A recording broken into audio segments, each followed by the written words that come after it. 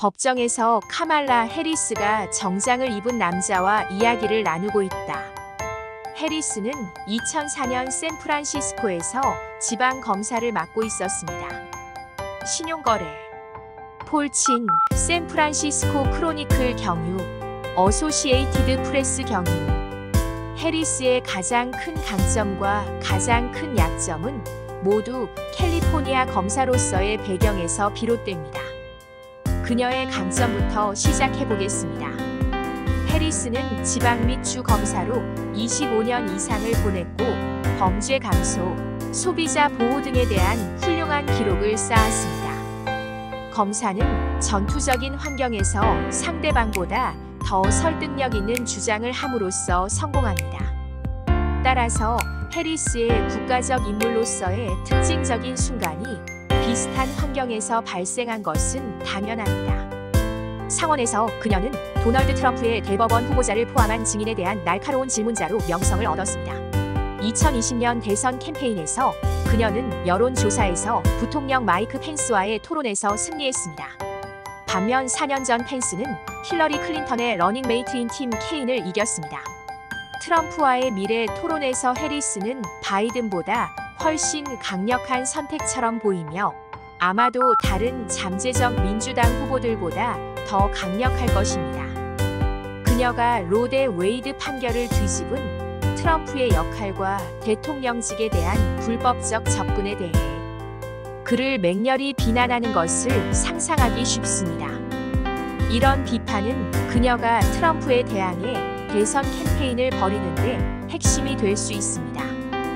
제 동료인 리드 앱스타인이 지적했듯이 바이든은 그런 캠페인을 벌이기를 바랐으지만 바이든의 충격적으로 약한 토론 성과로 인해 훨씬 더 어려워졌습니다.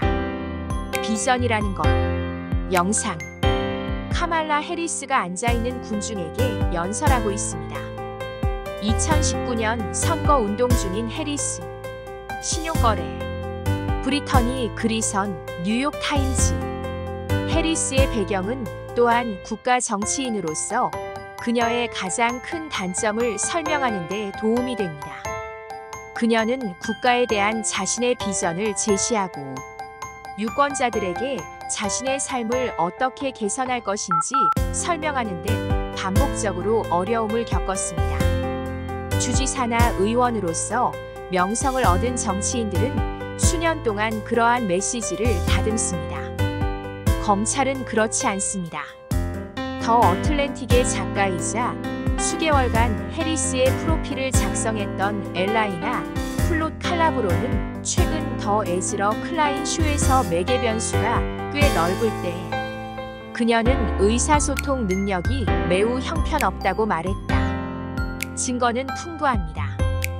해리스의 2019년 저서 더 트루스 위 홀드는 정치인의 대부분 책보다 더 많은 진부한 말로 가득 차 있었습니다.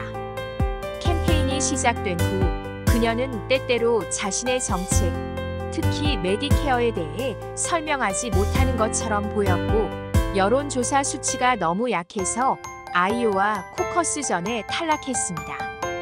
부통령으로서 그녀는 보수 언론과 더 DAI 쇼에서 조롱받는 엉뚱한 발언을 했습니다.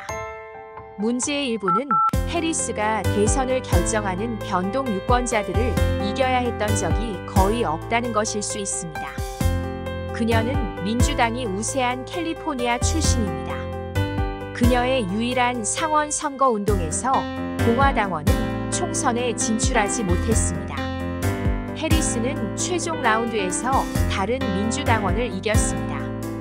그녀는 민주당이 힘든 경쟁에서 이기는데 도움이 되는 주장, 즉 주머니 문제 강조, 세계 무역에 대한 의문 제기, 국경 안보 칭찬 등을 하는 것보다 엘리트 자유주의 언어를 말하는 것이 더 편안해 보일 수 있다. 사우스캐롤라이나 공화당 상원 의원인 린지 그레이엄은 이번 주말 CBS 뉴스에서 의미심장한 발언을 했다. 그레이엄은 해리스가 매우 강력한 후보라는 이점이 있지만 바이든의 좌파에 속하고 모든 사람을 위한 의료보험과 그린 뉴딜을 선호한다는 단점이 있을 것이라고 예측했다. 그러나 흥미로운 예외가 하나 있습니다. 해리스는 범죄에 강경하게 대처하겠다고 약속함으로써 캘리포니아에서 검사 선거에서 승리했습니다. 그녀는 이를 범죄에 대한 현명함이라고 불렀습니다. 이는 민주당 바이든, 오바마, 빌 클린턴 포함이 선거에서 승리하는데 오랫동안 도움이 된 온건한 메시지였습니다.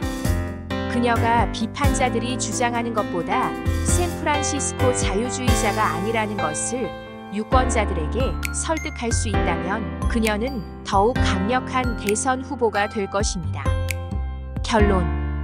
전통적인 예비 선거에서 저는 해리스가 미시간 주지사 그레첸 휘트머와 조지아 상원 의원 라파엘 워녹처럼 인상적인 선거 기록을 가진 민주당에 비해 약자라고 생각합니다. 하지만 바이든이 탈락하더라도 이번 여름에는 전통적인 예비 선거가 없을 것입니다. 해리스는 비공식적인 지명 절차를 큰 이점을 가지고 시작할 것입니다. 그리고 바이든의 눈에 띄는 약점과 해리스의 강점이 합쳐지면 그녀가 올해 그보다 더 강력한 후보가 될 가능성이 있음을 시사합니다.